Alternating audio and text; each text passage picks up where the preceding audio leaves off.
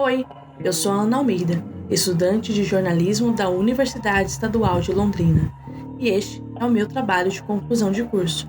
Bem-vindos ao Além das Manchetes, um podcast criado para refletir sobre temas importantes que muitas vezes vão além do que os títulos das notícias nos mostram. Aqui vamos falar sobre o papel do jornalista e as escolhas éticas que envolvem nossa profissão. Para começar, escolhi discutir um tema que me impactou profundamente: a violência contra a mulher, feminicídios e o papel do jornalismo na cobertura desses casos. Espero que essa reflexão te faça pensar junto comigo. Vamos lá?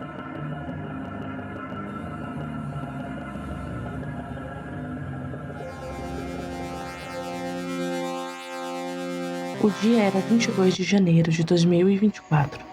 No relógio, as horas marcavam 8h45 da manhã. O dia tinha tudo para ser apenas mais um dia, daqueles em que nada acontece. Mas não foi. Chego para trabalhar e, na ânsia de atualizar as notícias, vou apenas filtrando o que aconteceu na região nas últimas horas. Um roubo ali, um acidente lá, uma lei aprovada, uma lei descumprida. Até que me deparo com a manchete: mulher é morta a facadas pelo ex-companheiro um dia após pedir medida protetiva em Tupã. E algo me chama a atenção. Um dia após pedir medida protetiva. Abro a notícia e um arrepio percorre minha espinha ao ler o nome da vítima, pois é o mesmo nome de uma grande amiga minha, que coincidentemente morava na mesma cidade. Em segundos, e para mim durar uma eternidade, tento descobrir de todas as formas se aquela mulher era minha amiga. Felizmente para mim, não era. No entanto, o alívio que senti logo se transformou em algo amargo. Eu estava feliz por não ser minha amiga, mas ao mesmo tempo, isso não mudava o fato de que uma mulher havia sido brutalmente assassinada. Continuei lendo a notícia e os absurdos não paravam. Mais uma vez, um homem havia matado porque não aceitava o fim de um relacionamento. Eu me perguntava: até quando? Como jornalista, a responsabilidade de noticiar aquilo me pesava. Reuni todas as informações e escrevi a matéria. Mas decidi não colocar o nome da vítima.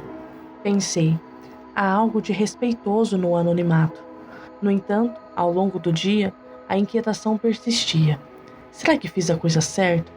Deveria ter dado o nome dela? Comecei a pesquisar como os outros veículos haviam coberto o caso e percebi que em todas as matérias havia fotos da vítima. Para entender melhor esse tipo de decisão e como o jornalismo pode mudar essa abordagem, conversei com Reinaldo Zanardi, professor de jornalismo da UEL, que ministra aulas de ética no jornalismo e que contribui também com um laboratório de estudos sobre o feminicídio, sobre o uso inadequado de termos e a falta de conscientização ao noticiar feminicídios. Existe uma evolução linguística natural nesse processo, mas ela é ainda muito difusa, muito heterogênea. Muitos veículos adotam, por exemplo, o termo feminicídio e outros ainda estão lá. Mulher morre, assassinato da mulher, enfim. Mas isso é próprio dessa evolução social que existe da compreensão do próprio feminicídio. A condição da mulher neste crime é um agravante para o crime de homicídio, que seria o homicídio comum, entre aspas, né? Então, esse agravante, a condição da mulher, da sociedade entender que ela é subjugada, que ela é vítima de violência, que muitas vezes terminam, né, esses casos com feminicídio, é importante essa mudança, mas ele é um processo, você não faz isso da noite para o dia. Uma coisa que eu percebo muito nas reportagens é que o feminicídio ele ainda não está incorporado no discurso jornalístico de forma efetiva, massiva dos veículos como um todo, e ele ainda tem aquela característica técnica de explicação o que é o feminicídio. Isso mostra que socialmente o termo ainda não está incorporado por toda a sociedade, porque se tivesse, já seria natural isso.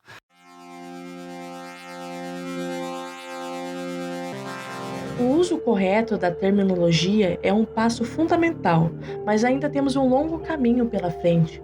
Se até o termo feminicídio é resistido, Imagine o cuidado necessário com a narrativa completa da história dessas mulheres. Sabemos que casos como esse não são isolados e, infelizmente, fazem parte de uma realidade que se repete diariamente. Segundo a Organização Mundial da Saúde, desde 1990, a violência contra a mulher é considerada uma questão de saúde pública. E mais do que isso, é um reflexo de uma sociedade patriarcal que muitas vezes justifica ou minimiza esses crimes.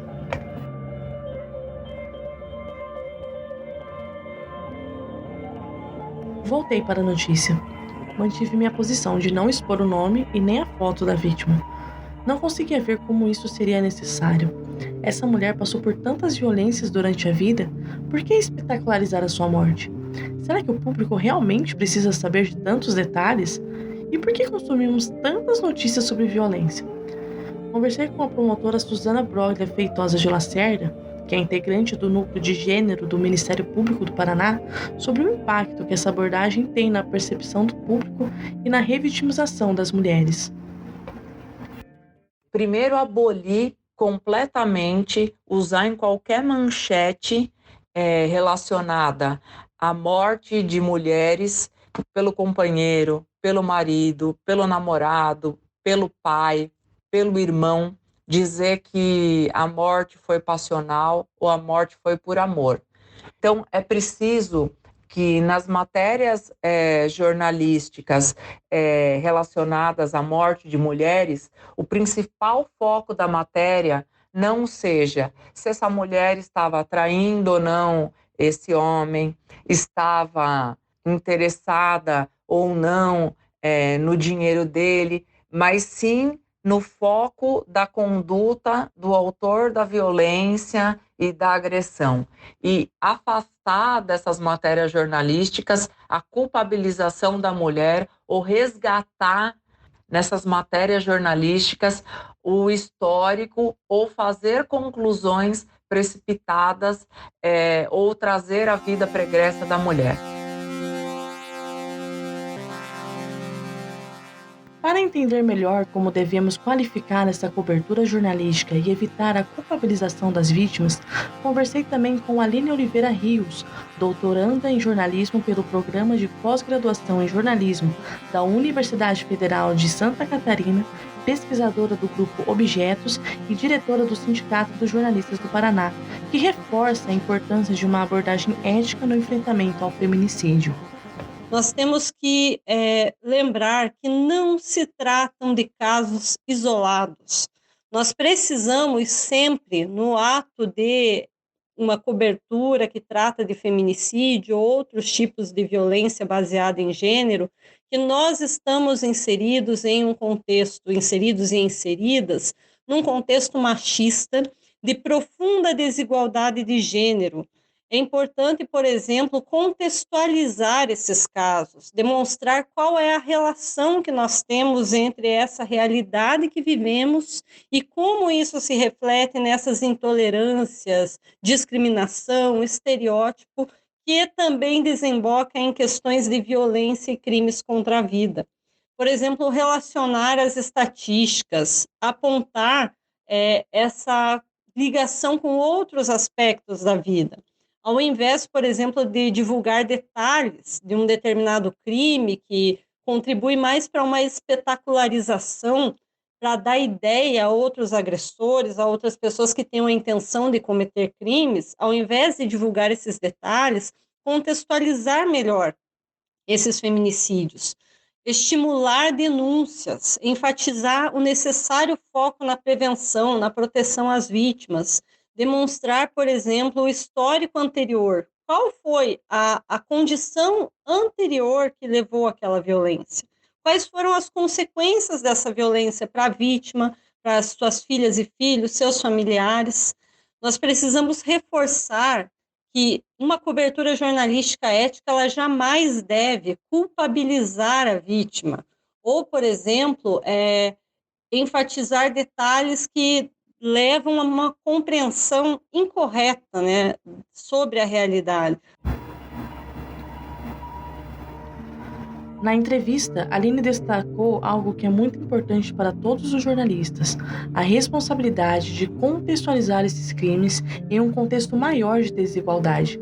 Ela reforçou que, ao ignorarmos esse contexto, acabamos simplificando a realidade e contribuindo para a desinformação. Ao invés de a cobertura jornalística se concentrar em detalhes, em aspectos sobre esses feminicídios que não acrescentam em nada, né? Ou de tratar essas ocorrências, esses crimes, como se eles fossem casos isolados ou resultado da ação de uma pessoa bárbara, de monstros, né? Como se isso estivesse colocado numa condição de absoluta excepcionalidade, quando, na verdade, nós temos altos índices de feminicídios e de violência contra mulheres e meninas no país, né, como se essas coisas fossem obras de pessoas, obras não humanas. Na verdade, nós temos que superar isso, melhorar os parâmetros dessa cobertura jornalística e usar esses recursos que dispomos por meio da atividade da imprensa para reforçar a compreensão sobre a responsabilidade que cada pessoa tem em relação ao enfrentamento dessas violências e também para divulgar, difundir, popularizar os canais usados para registrar essas denúncias, né? Os canais que podemos acionar aí para a efetiva proteção e prevenção dessas situações, né? A imprensa ela tem esse poder e precisa estimular a reflexão sobre o que tem motivado tantos crimes contra mulheres e meninas, né? Sobre a importância de refletir sobre esse desrespeito à condição da mulher, sobre como o ódio, o machismo e a misoginia estão aí colocados como pano de fundo para essas situações, né? É preciso que a imprensa entenda a necessidade de qualificar essa cobertura, porque a gente precisa expor também as falhas do Estado na proteção às vítimas, né?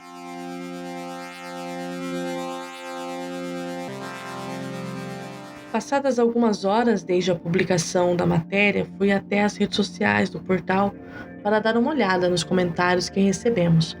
Quando cheguei à matéria sobre essa mulher, os comentários eram os mais odiosos possíveis. Não me surpreendi ao ver mais uma vez a culpa pela própria morte recaindo sobre a mulher. Mas fiquei entristecida, me quebrei por dentro. Resguardados pelo anonimato, homens de todas as idades questionavam por que a vítima não tinha prestado queixa contra o agressor. Na minha angústia, me perguntei por que o Estado falhou mais uma vez com essa mulher. A medida protetiva que ela havia pedido saiu depois de pouco mais de 6 horas que ela já havia morrido. É preciso lembrar que a evolução legal em relação à proteção das mulheres no Brasil também é relativamente recente. Somente em 2015, a Lei número 13.104 tipificou o feminicídio como crime hediondo, algo que só aconteceu depois de décadas de luta e de muitas mortes que poderiam ter sido evitadas. Pensando sobre esse tema, perguntei a Suzana Broglie sobre o porquê ainda assim haver uma demora na emissão dessas medidas de proteção e por que o sistema continua falhando tantas vezes em proteger essas mulheres. A maioria, ou praticamente quase a totalidade, de mulheres que são vítimas de feminicídio, ou seja, mortas por homens pelo simples fato de serem mulheres, a maioria das vezes por esses homens estarem inconformados com o término do relacionamento, essas mulheres foram mortas em sua flagrante maioria, alcançando aí praticamente mais de 70%, sem nunca terem procurado ajuda através dos dispositivos da Lei Maria da Penha, ou seja, sem nunca terem procurado medida protetiva, sem nunca terem procurado o Ministério Público, sem nunca terem procurado uma delegacia da mulher, sem nunca terem procurado o Poder Judiciário.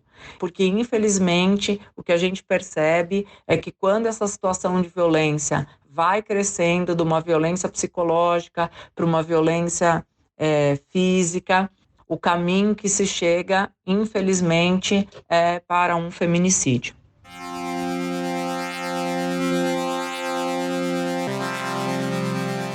Eu posso imaginar o que aquela mulher passou dentro de uma delegacia. Já estive em uma, também em um contexto de violência. O ciclo é sempre o mesmo. Uma mulher sofre qualquer tipo de agressão, ela chega na delegacia e sofre outras inúmeras violências. Perguntas absurdas para as quais nem há respostas são feitas. Medo, dor, tudo está ali. E claro, é um homem que está perguntando sobre o que um outro homem fez. Mesmo sendo a vítima, com provas, testemunhas e indícios, é preciso convencer aquele homem de que o que você está falando é verdade. E é exatamente por isso que as delegacias da mulher são tão importantes. Conversei com Suzana sobre a importância de termos mais mulheres atuando nesses espaços. O que eu posso dizer é que o fato da delegacia da mulher não ser 24 horas e não abrir aos finais de semana impõe à mulher um obstáculo para que ela denuncie, uma vez que ela tem que se dirigir a locais que ela não será acolhida e muitas vezes ela não tem acesso, portanto, a um atendimento especializado. E aí faz com que ela, naquele momento que ela se encorajou ou que ela foi colocada para fora de casa, ela não procure a delegacia e depois, em razão do próprio ciclo da violência, ela deixa, então, de registrar essa denúncia, essa ocorrência em relação ao autor da agressão.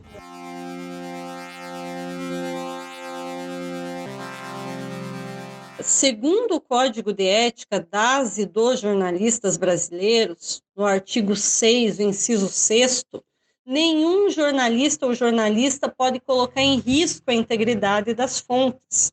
Então, isso é um aspecto fundamental.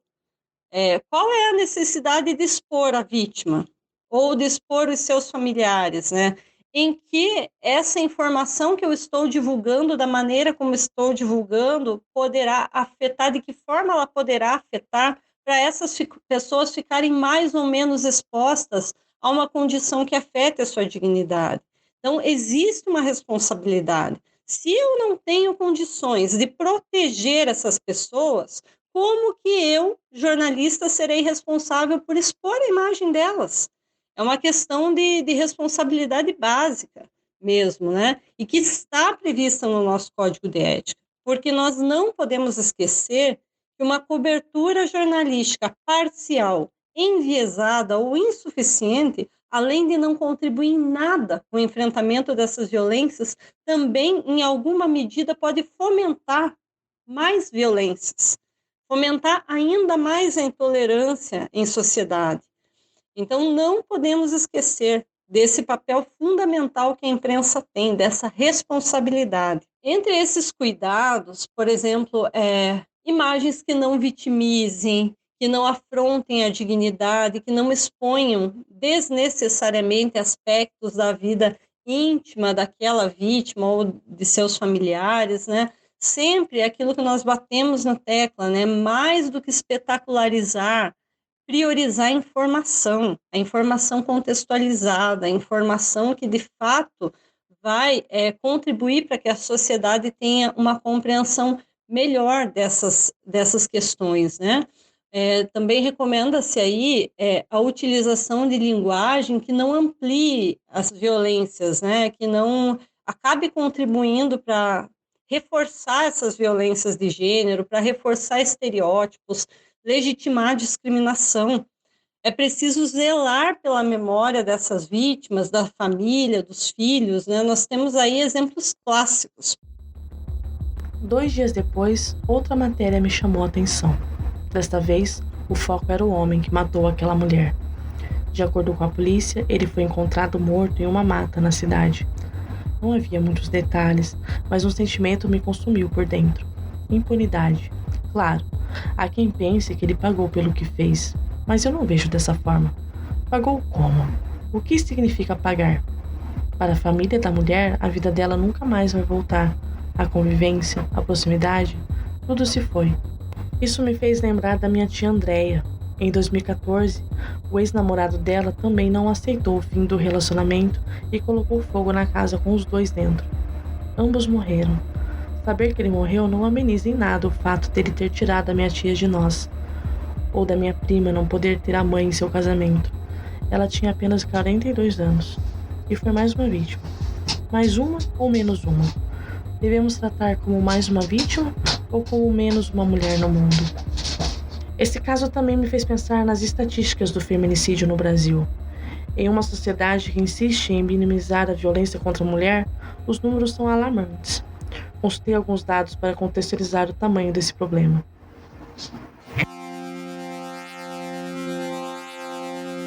Depois de muito refletir, decidi escrever a matéria sobre a morte do homem, contando tudo o que aconteceu. Escrevi as informações principais fornecidas pela polícia, mas mudei minha posição sobre dar nome às pessoas. Na manhã dessa quarta-feira, 24 de janeiro, foi encontrado no bairro Morada do Sol, em Tupã, o corpo de Valdemir Moraes Gomes, de 32 anos.